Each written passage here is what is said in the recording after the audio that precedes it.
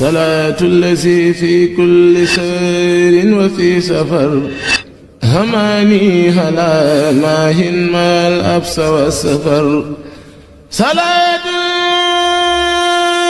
allazi fi kulli sayrin wa fi safar hamaani halaa maahin maal absa wa safar.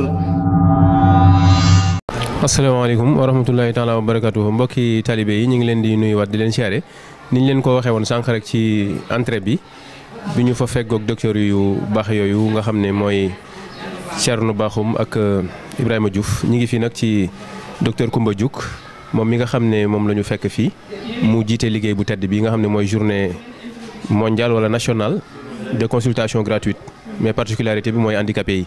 mu am une particularité beneen bu ci feeñ mooy moom mi ko yàlla dogal mu jiite ko suñ borom am na lu mu dogal ci jëmmam xam naa dañ ko bàyyi moom mu présenté wu. li tax ma signalé loolu nag dama bëgg mu nekk source de motivation ci képp koo xam ne yàlla teg na la nattu nga xam ne amub nattu du tee tekki dara ci kaw suuf moom mi rek exemple la bu doy sëkk ci leeral kon dañ koy bàyyi mu nuyoo ñu soog a introduire waxtaan wi incha allah.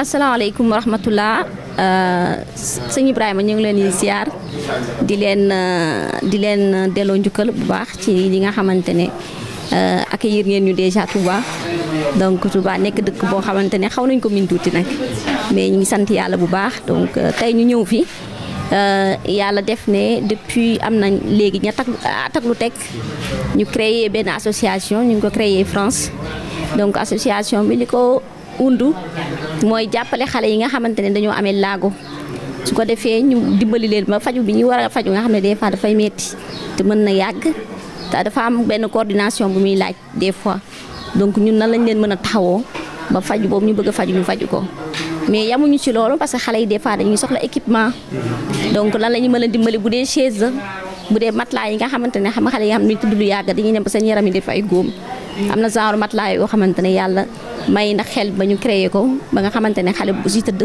góom yooyu mën na cee bañ a am donc lépp luy matériel boo xam ne xale war na ko mën a soxla ñun nañ koy jéem a dajale foofu daal di koy yónnee donc jox ko xale yi ba nga xam ne seen nekkin dina gën a ñoŋ yamuñu ci loolu ndax handicap dafa nekk loo xamante ne metti na ci famille bi nga xamante ne moom lay taseel ndax li ci ëpp day laaj toppatoo laaj faj te loolu mën na jël xaalis bu bari te yàlla dafa dogal ne ñi muy gën a jot dal mooy ñi nga xamante ne seen loxo jotul seen ginnaaw donc ci kaw loolu ba pare tamit xale yaay yooyu d'habitude yaay yi la donc yaay ñoo si gën a investir yaay yooyu na la leen mën a accompagner jàppale leen ba ñoom si seen jéem jàppale parce que des fois nit bu amee laago rek dañ naa mënul dara donc dañ naa mënul dara dañ koy bàyyi ci kër gi des fois sax xale bi jéem a wax noppi la ngaa bari wax te mënoo wax voilà ba pare duñ ko gëmloo boppam donc ñun xale bi yaay boobu wala famille boobu na lañ leen mën a jàppale ba ñu gëmloo xale bi boppam xamal ko ne ko am nga laago waaye rien n'est impossible lépp mën naa ne ci àddina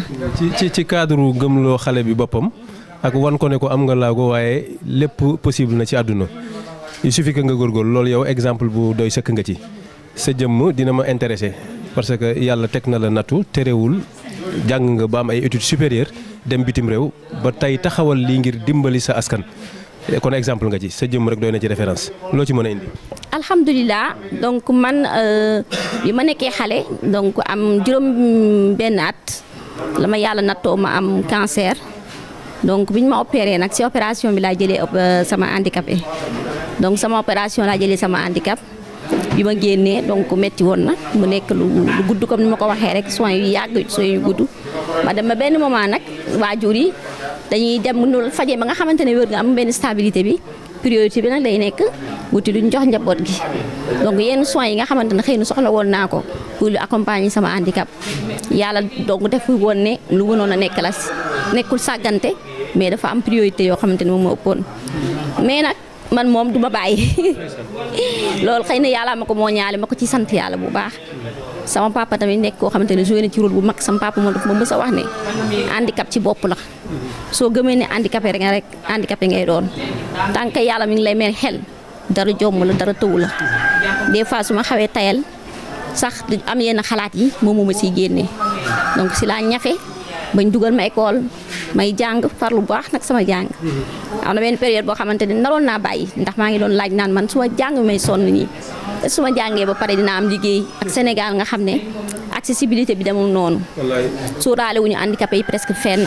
boo yëg ci oto yi boo demee école grimpe escalier yi man sax dañ ma doon yëkkati parce que mënuma dara sama tànk yi mënuma si dara mais nag ma tase ci nit yoo xamante ne yàlla dimbali ma à chaque fois nit ñi may tasanteel dañuy nekk ñoo xamante ne dañ may jàppale donc noonu laa def am bac dem université ba tey ma naan ndax mën na ne mu metti woon lool nag metti woon lool waaye yàlla tamit dimbali ma tas ak ñoo xamante ne tam ñoo ma doon jàppale dañ doon yéeg ba 2e étage mais dama doon yëkkati donc may dem donc loolu di ma motiver di nga sonn dina métti sa xaalis dina si des loo am kii ko defal ma naan toog université ay weer du ma dem suñu kër parce que awma lu ma passé mais jaraloon na ma ko. te déplacement bi metti woon ci yow même boo amee loo passé sax nit ñi mënuñu dëkk xëy na ci di la fab di la yëkkati yenn saa yi ngay ciy dajeeg lu la naqari waaye nga koy muñ. ma koy muñ donc ci noonu laa dem ba tasanteeg docteur Diouf xam naa ne gis nga ko.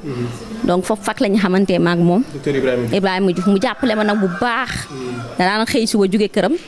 ñëw jël si ma Claudel ànd ak man ma jàngi. bu ñu wàccee ñu ànd jàngandoo. bu ñu paree mu gungewaat ma ba sama kër ma dem tëddi ba suba noonu la ñu dëkkee ba yàlla dimbali ñu ma soutenir sama thèse donc nekk pharmacienne donc di liggéey ci loolu pendant ñaari at ma toog tamit ci ma doon liggéeyee yàlla def ma gis ay xale handicapé ñoo fa nekk mais ma gis ne daal baax na lu bëri ñu ngi koy def mais am na lu bëri lu des su ma xoolee man li ma dund ak li ma jaar xale yi nga xam ne ñi ngi nekk di dund loolu tey ma ne loolu mënul ne il faut ma def dara il faut ma def dara parce que il faut ñu changer façon bi ñuy xoolee way laago yi ci réew mi mais tamit il faut que xale ñu am une meilleure prise en charge loolu moo ma waral ma dagg sama liggéey dem France jàngi fa benn master santé publique mais spécialisé wu en handicapé santé maanaam ñi nga xamante ne dañoo am way laago seen yaram dafa lompañ moo xam handicap la moo xam màgget bu sori la ñooñu nan lañ leen mën a jàppalee ba ñu mënal seen bopp waaye tamit ba ñu bokk ci société bi donc loolu laay jàng bi ma jàngee loolu nag ba pare moo indi association bi Luc mii jàppale ma si bu baax ndax projet bi idée la woon rek mais da ngay jóge ci idée dem ci stade projet donc mu jàppale ma si bu baax ñu ma jóge si stade idée dem ci projet donc depuis loolu moom mu rejoindre ma si association bi ñu ànd ci liggéey après Alice fekk suñu ñu ànd ci liggéey mais association bi créé wu ma ko man kese ndax yàlla moo ma booleeg Ibrahima Diouf mu nekk sama genn wàll donc maa ngi moom ñoo ko créé man ma nekk présidente bi moom mu nekk président bi ñu ànd ci liggéey ànd ci beneen équipe am na ñu ne fii am na ñu ne fële am na tamit ñoo xamante ne ñu ngi si parage yi comme ñoom Thierno ak ñeneen donc di def ci liggéey bi loolu daal laa mën a indi ci parcours bi di xaar nag bu fekkee am nga yeneen question. Donc nous allons introduire directement Luc pour la première question. Bonjour. Bonjour. Okay. Salam alaikum. Wa alaikum salam. Donc pour la première question, quelles sont vos impressions par rapport à la journée de consultation gratuite passée ici à Touba? Eh bien, moi je trouve une énergie incroyable. C'est très beau de voir ça.